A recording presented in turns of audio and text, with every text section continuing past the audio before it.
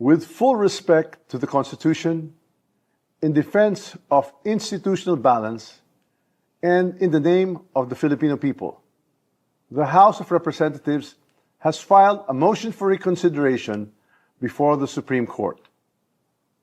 This is not an act of defiance. It is an act of duty. We do not challenge the authority of the court.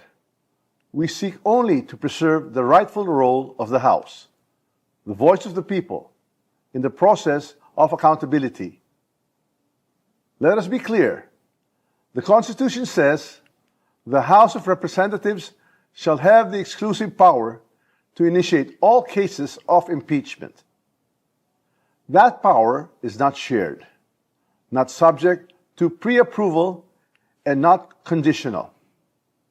Yet, in GR number 278353, the Supreme Court ruled otherwise, based on a misreading of facts and a retroactive imposition of the new rules.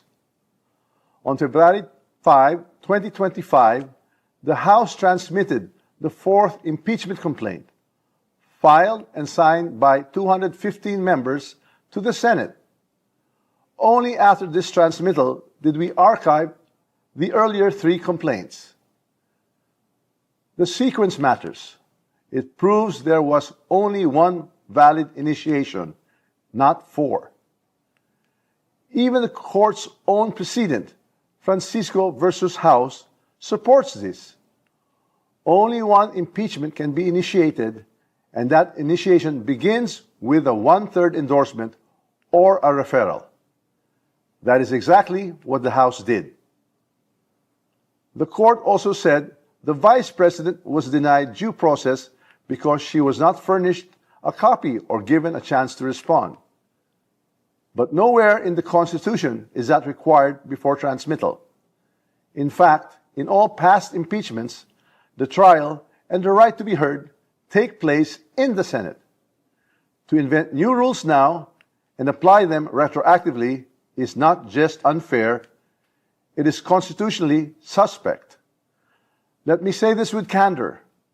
A government of laws cannot allow any branch to become the judge of its own accountability. The Supreme Court is a co-equal branch of government. Its wisdom is deep, its authority is real. But its members, like the President and the Vice President, are also impeachable officers. When the court lays down rules for how it or others like it may be impeached, it puts itself in the dangerous position of writing conditions that may shield itself from future accountability. That is not how checks and balances work. We filed this motion for reconsideration not to provoke, but to protect. Not to assert supremacy, but to restore balances.